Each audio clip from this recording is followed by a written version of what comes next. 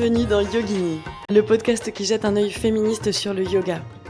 Je suis Audrey, professeure de yoga et tantra, et j'ai à cœur de vous proposer une pratique émancipatrice qui vous permettra d'être pleinement vous-même. Je vous propose des cours en ligne tous les samedis matins à 10h depuis Malaga en Andalousie où je vis.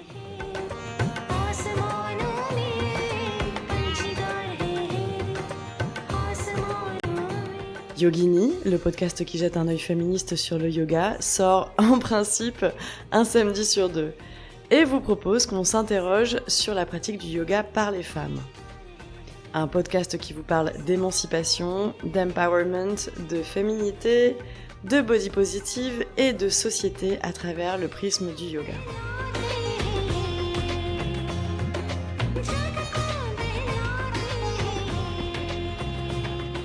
Et donc, bienvenue dans cet épisode numéro 11, nommé « Identité trans, que faire du féminin sacré ?»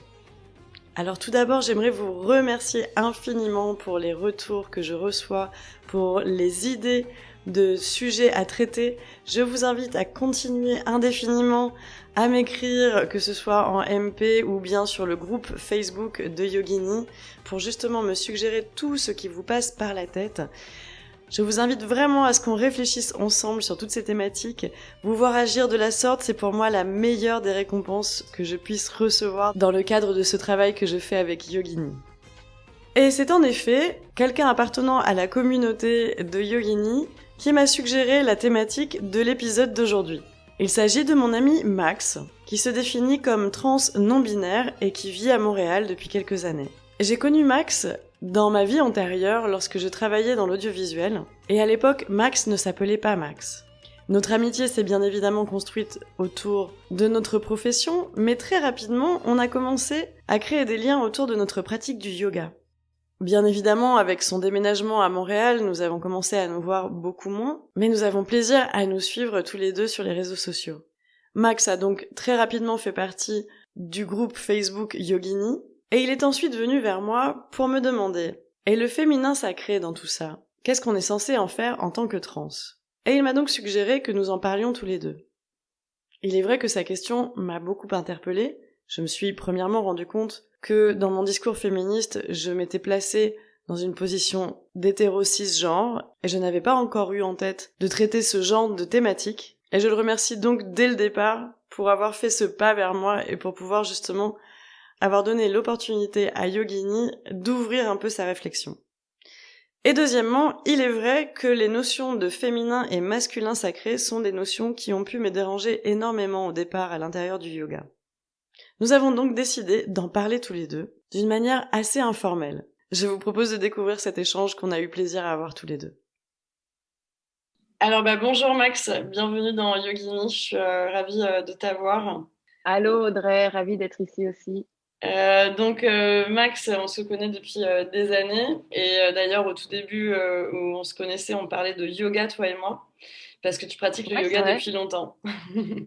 Ouais, je pratique le yoga. Enfin, j'ai commencé il y a une dizaine d'années, ouais, en 2010, je pense, 2009 même, ou même 2008. J'avais commencé avec quelques cours d'Iyengar avec un ex, puis ensuite je suis passée avec du Hatha Yoga pour enfin faire du Vinyasa. Mais je te dirais que depuis quelques années, j'avais un peu mis ça de côté depuis que je suis venue m'installer au Québec en 2017. Puis j'ai juste repris dernièrement, en fait. Et pour quelle raison, du coup? Qu'est-ce qui t'avait amené à laisser le yoga de côté?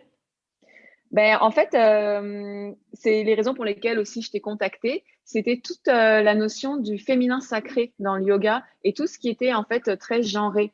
Parce que moi-même, sur les dernières années, j'ai fait un coming out en tant que personne transgenre, non-binaire. Donc, j'ai beaucoup réfléchi à toutes ces injonctions, à la féminité, à tout ce qui était autour de ça. Puis, je voyais qu'à un moment, le yoga me correspondait plus, ou en tout cas, j'arrivais pas à trouver ma place là-dedans. Donc, j'ai vraiment mis ça de côté pour reprendre dernièrement, depuis que je m'assume en tant que personne non-binaire. Et d'ailleurs, c'est aussi pour ça que je t'ai contacté, parce que je voulais en jaser avec toi, en fait.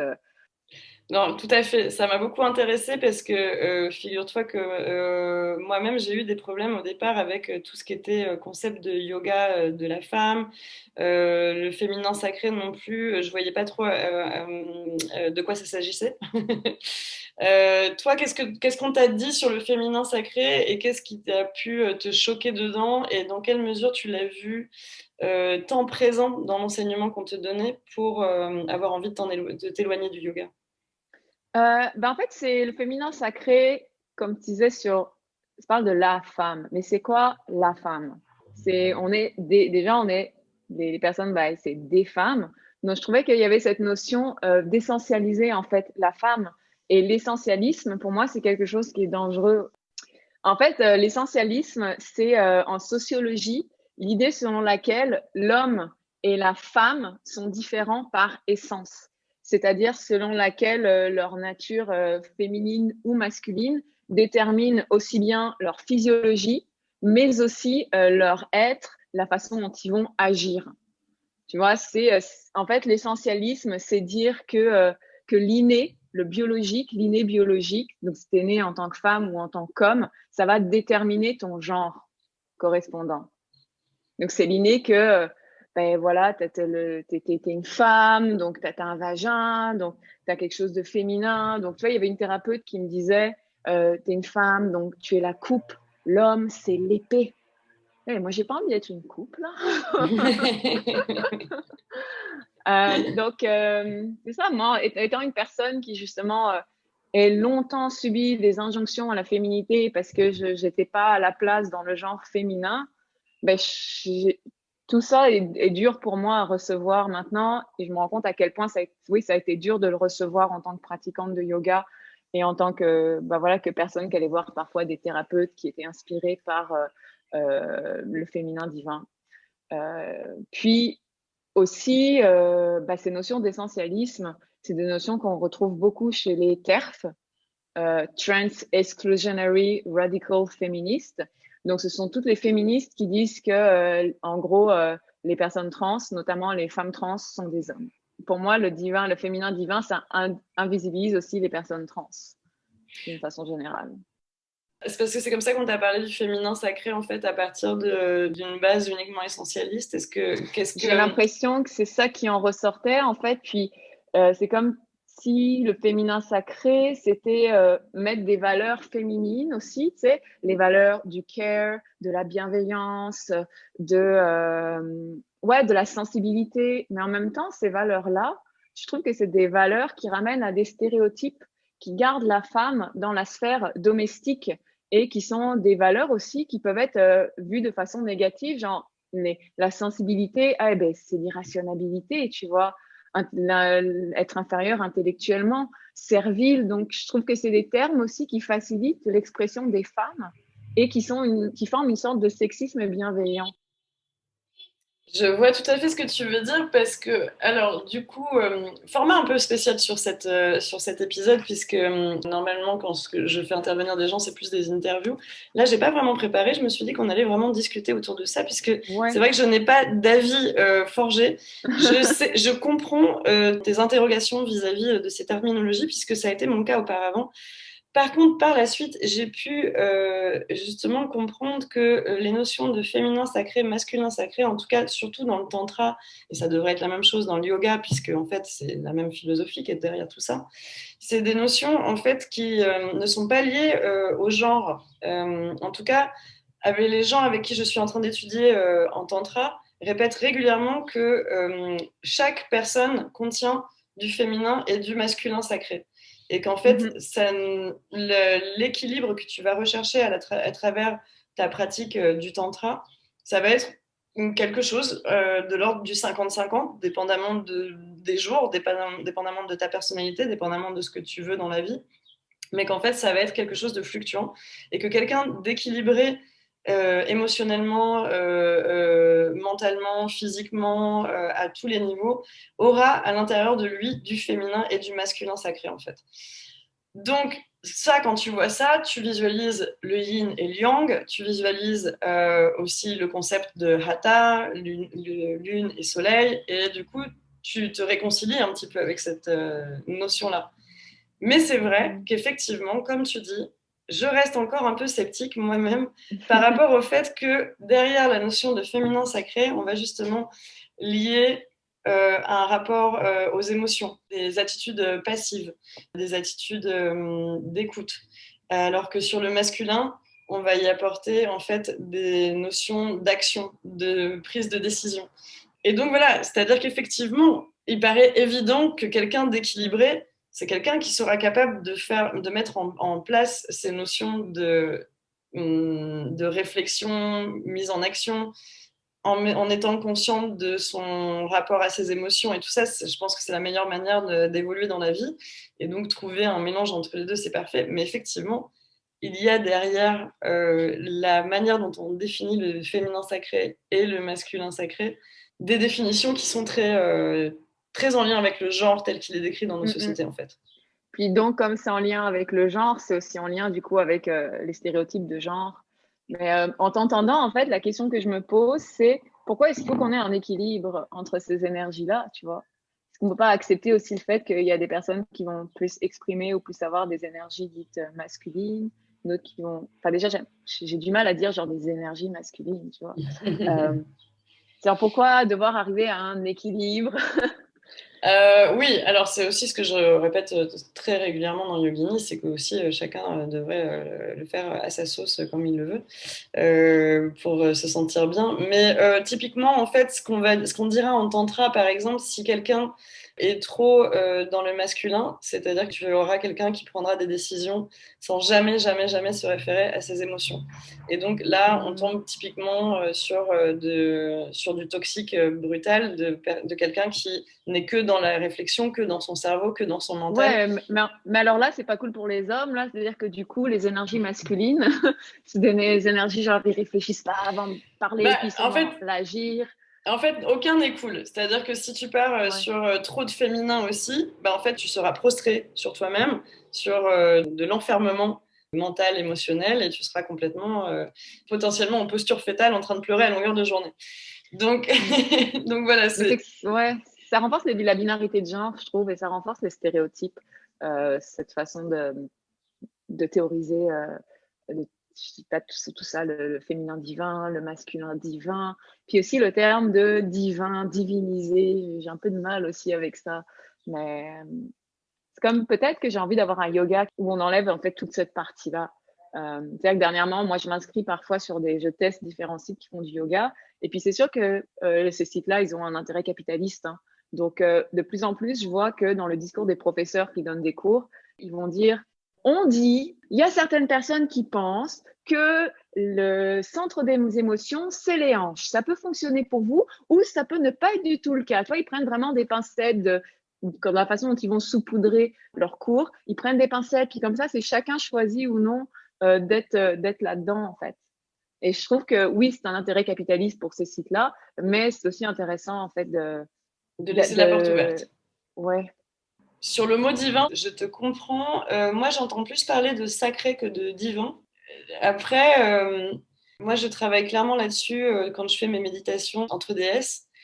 Et c'est vrai que quand je propose ça, il y a aussi l'envie de réparer une image féminine bafouée.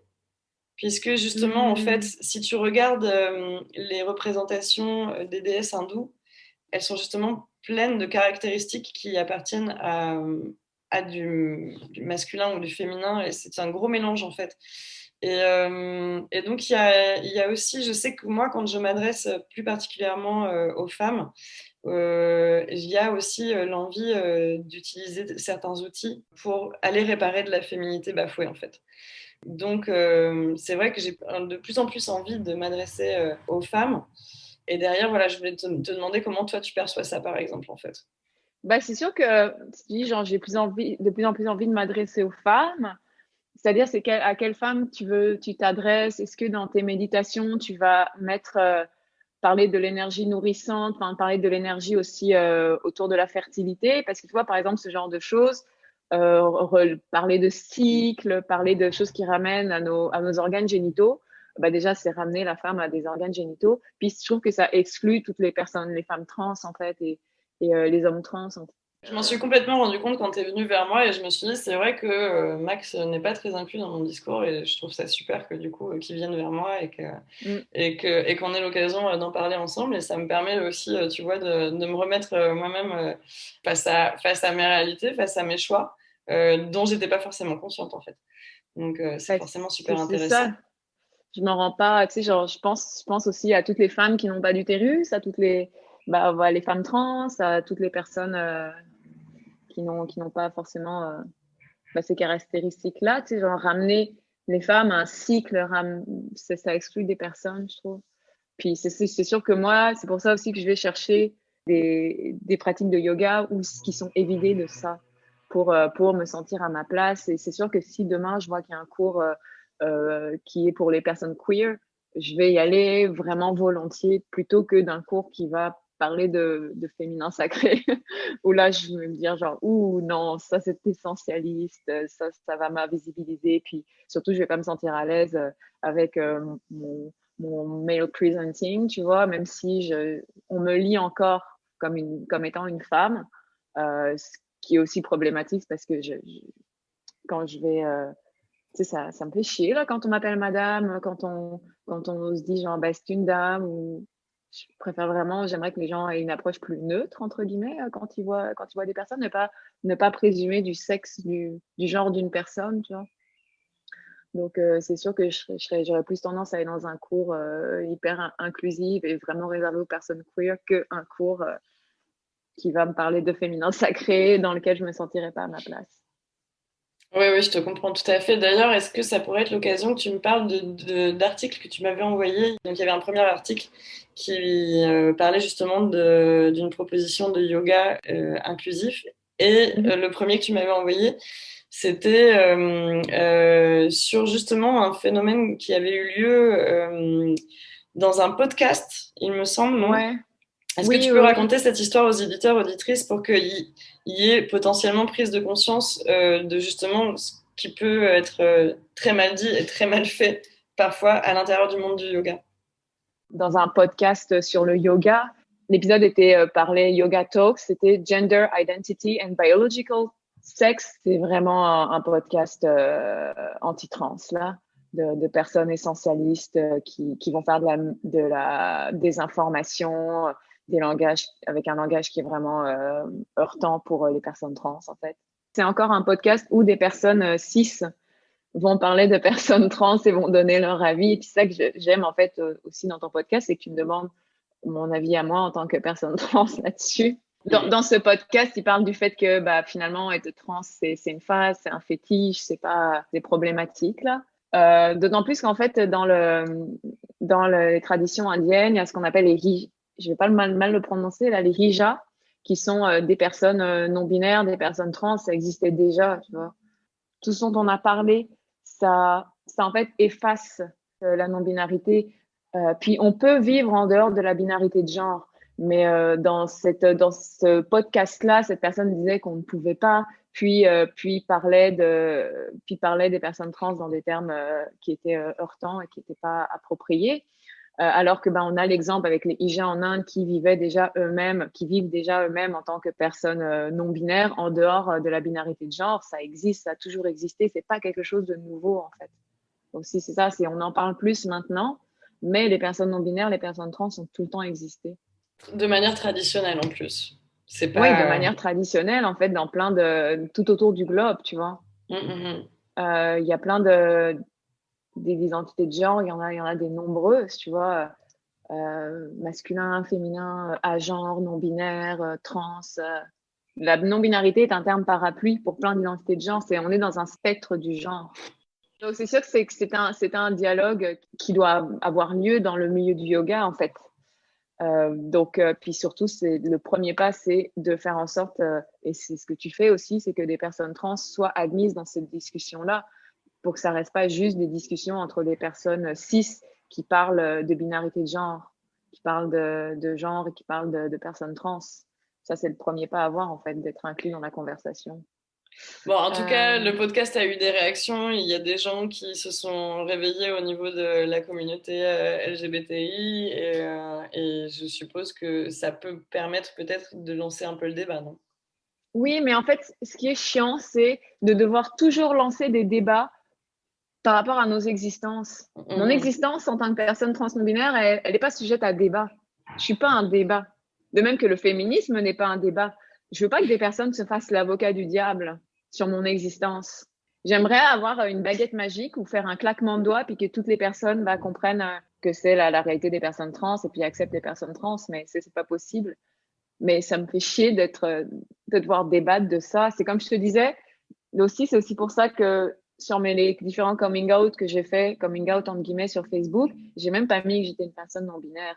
J'ai juste mis voilà mes nouveaux pronoms. Ça va être il et elle en alternance. Et puis, s'il vous plaît, genrez-moi au neutre. Et après, j'ai écrit voilà mon nouveau prénom. Maintenant, je m'appelle Max. Et c'est sûr qu'il y a plein de gens qui doivent penser que je suis un homme trans. I don't care, you know. C'est peut-être qu'un jour je deviendrai un homme trans. Pour moi, tout ça est fluctuant. Donc, mais je suis une personne non binaire, mais je l'ai pas noté parce que les gens sont tellement genre what, c'est quoi non binaire? Non binaire, c'est aussi l'ambiguïté. Les gens n'aiment pas l'ambiguïté. Les gens aiment pouvoir dire quand ils voient une personne, c'est un homme, c'est une femme.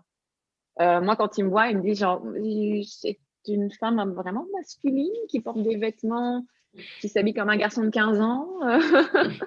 Mais moi, c'est comme ça que je me sens bien. Donc, j'essaie vraiment d'être I don't care maintenant. Donc, au contraire, quand je présentais en femme, quand j'essayais très fort d'être une femme, très fort d'être la meilleure femme possible, là, vraiment, ce que n'importe qui allait penser de moi, que ce soit la personne assise en face de moi dans le bus, à mes amis, à mes parents, aux gens autour de moi, là, c'était bien important. Voilà, je m'en fous. C'est ça la différence avec depuis que j'ai fait mon coming out. Je suis beaucoup plus détendue avec moi-même. Et ce qui pouvait passer pour quelque chose de bien intense et bien important pour les gens, oh, il est en train de changer de prénom, il faut dire il plutôt que elle, oh my god, ben, pour moi, ça coule de source. Ça, ce point-là, en fait, c'est super naturel. C'est naturel, c'est l'inné, tu vois. L'inné, pour moi, c'est pas d'être une femme alors que j'ai pas des organes génitaux féminins. Et ce serait C'est ça. drôlement cool que du coup tu arrives à te sentir bien et toi-même dans le milieu du yoga. Est-ce que c'est le cas maintenant? Est-ce que tu as trouvé un peu ton bonheur à travers l'enseignement du Ben, yoga? je te dirais que c'est grâce à la pandémie que je me suis remis à faire du yoga parce que justement, j'avais plus besoin d'être dans des classes et que je pouvais choisir les cours de yoga que je suivais sur Internet. Même si je te dirais quand même, au Québec, les gens sont vraiment plus ouverts par rapport à ça qu'en France.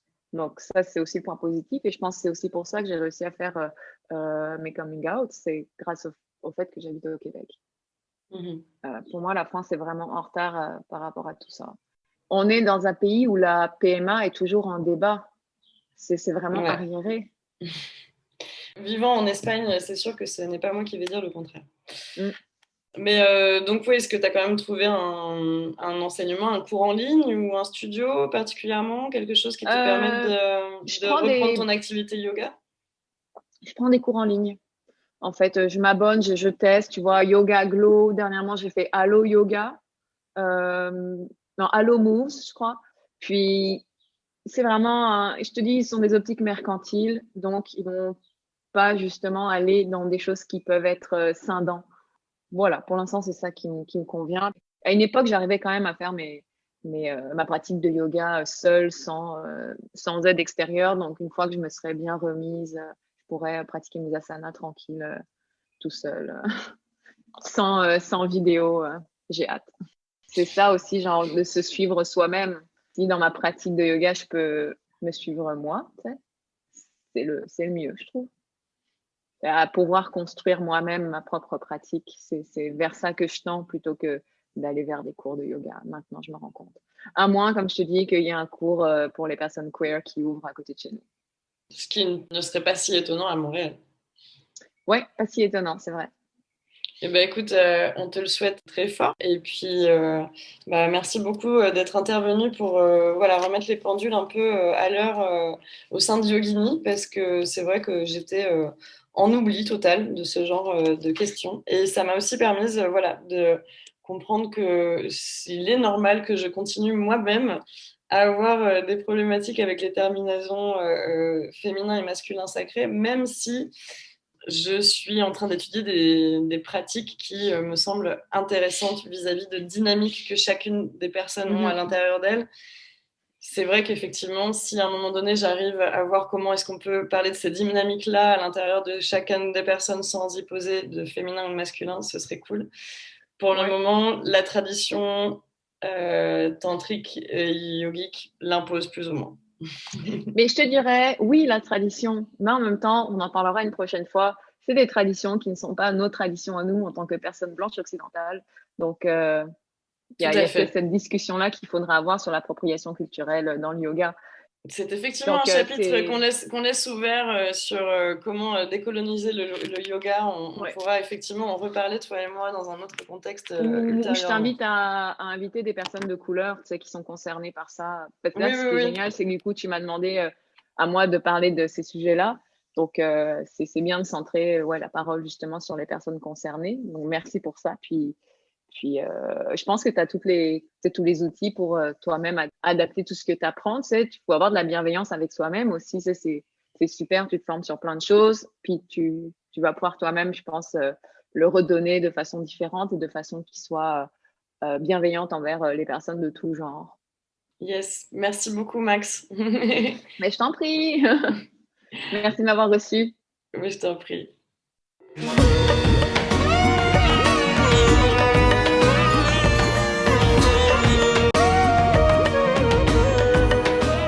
J'espère que cet épisode vous a plu. Je vous invite à le commenter et le noter sur Spotify, Apple Podcast ou YouTube. Si vous aimez Yogini, merci de vous abonner, de le partager au maximum sur vos réseaux sociaux et de le couvrir d'étoiles sur les plateformes d'écoute. Vous pouvez également rejoindre le groupe Facebook de Yogini pour continuer la réflexion ensemble. Je vous donne rendez-vous sur mon site internet audreyyoga.com pour découvrir mes cours du samedi matin à 10h. Je vous dis peut-être à samedi dans 15 jours pour un prochain épisode de Yogini et en attendant, pratiquons ensemble et soyez vous-même.